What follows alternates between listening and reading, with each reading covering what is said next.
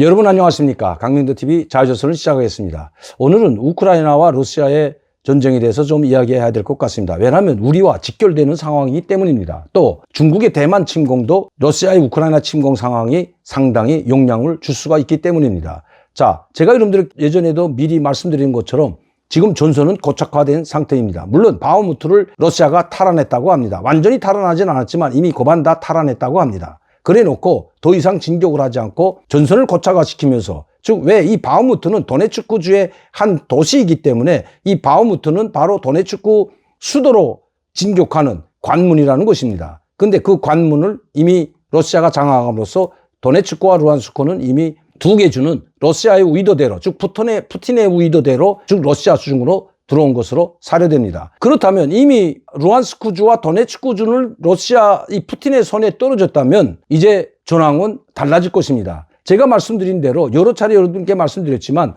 자, 이렇게 푸틴이 계획했던 것은 전 우크라이나를 점령하지 않더라도 키이우를 진격해서 젤렌스키 대통령만 축출하면 거기에 우크라이나 전체를 친러주의자로 대통령을 교체시키려 했던 겁니다. 깔고 앉아서 통치는 할 수가 없는 거죠. 왜? 우크라이나 국민들이 반기질 않기 때문입니다.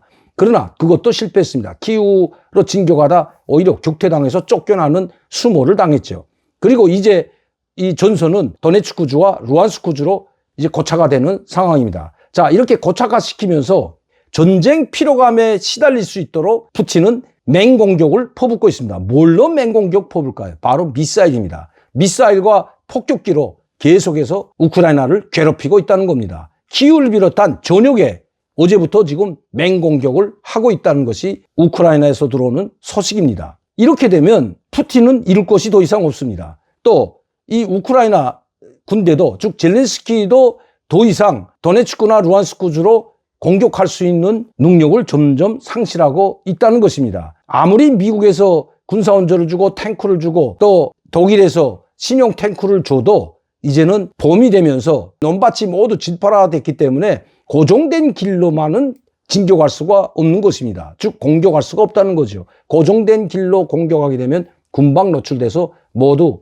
미사일에 요격당할 것은, 파괴될 것은 틀림없는 사실이기 때문입니다. 전면전으로 공격하려면 이 벌판을 지나서 러시아 진지로 공격해야 되는데 이미 진포라 됐다는 겁니다. 러시아도 마찬가지고 더 이상 진격을 할 수가 없는 상황입니다. 그러나 푸틴은 이룰 수가 없다는 거죠.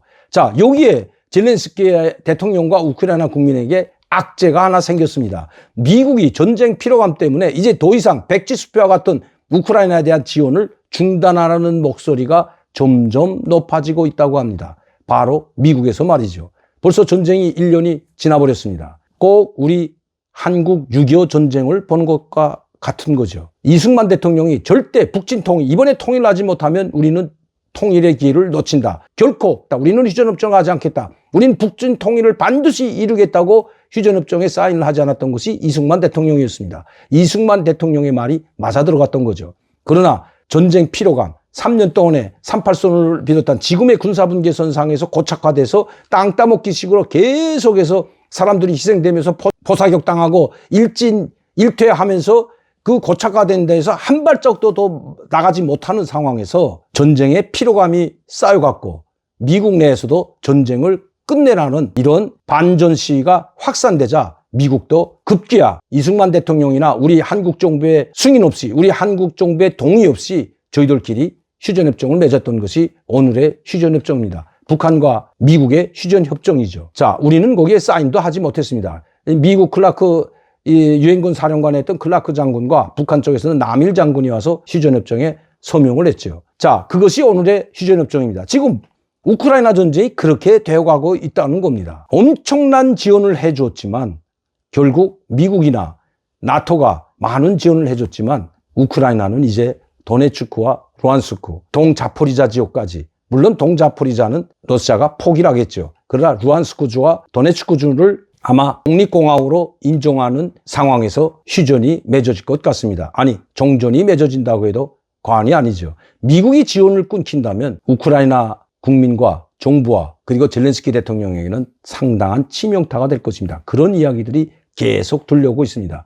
전쟁을 끝내라, 휴전협정을 하라, 이런 압박이 젤렌스키 대통령에게 지금 가해지고 있기 때문입니다. 미국 하원 의장이 젤렌스키 대통령의 CNN 인터뷰 때 메카시 하원 의장을 우크라이나 방문을 요청했지만, 공개 초청을 했지만 단칼에 거절했다고 합니다. 자기가 거기에 가서 미국 국민들이 낸 세금이 어떻게 쓰였는지 볼 이유가 전혀 없다고 단칼에 거절했다는 뉴스가 나왔기 때문입니다. 이건 무엇을 의미할까요? 미국 공화당 내에서도 이제 더 이상 백지 수표는 안 되고 전폭적인 지원은 안 된다는 목소리가 나오고 있다고 합니다. 미국 국민들 내에서도 우크라이나 전쟁을 이제 더 이상 끝내야 된다는 이야기가 나오고 있다고 합니다. 제가 여러분들께 말씀드렸던 것처럼 푸틴의 전략이 먹혀 들어가고 있는 것 같습니다. 오히려 푸틴은 때는 이때라 하고 키우를 비롯한, 즉 우크라이나 수도를 비롯한 우크라이나 전역에 미사일로 맹폭격을 감행하고 있습니다. 우크라이나 국민을 고통 속에 몰아넣으면서 공포 조성을 하는데 그 미사일 공격만한 효과가 없기 때문이죠. 군대는 진격시키지 않으면서 미사일만 퍼붓고 있는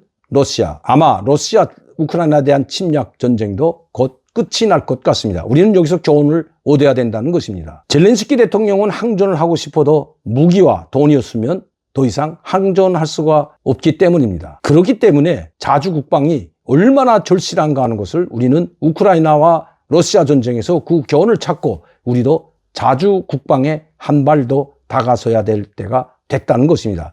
우리의 자주 국방은 재래식 무기에서는 북한을 압도하지만 단 하나, 핵무기는 그 모든 압도하는 재래식 무기를 100배, 1000배 이상 압도하기 때문에 우리는 지금 열세에 있다는 겁니다. 그렇기 때문에 미국이 우리에게는 절실히 필요합니다. 미군 주둔이 우리에게는 그야말로 절실한 상황이죠. 우리가 자체로 핵무기를 가지고 있고 자체 그 핵무기를 북한이 핵을 쓰든지 쓰는 그 순간에 우리도 핵을 쓸 수 있다는 그런 강력한 힘을 가질 때 북한은 핵을 함부로 쓰지 못하고 핵 협상에 나올 수가 있기 때문입니다. 이것이 자주 국방의 마지막 단계이고 마지막 수준이라고 저는 확신합니다. 미국 싱크탱크 국제전략연구소에서도 이런 이야기가 지금 흘러나오고 있습니다. 미국의 국제전략연구소의 선임연구원이 바로 보고서를 작성했는데 이런 내용들이 지금 포함되어 있다는 것입니다. 윤석열 대통령이 북한의 핵을 사용하려 하고 핵을 포기하지 않는다면 우리도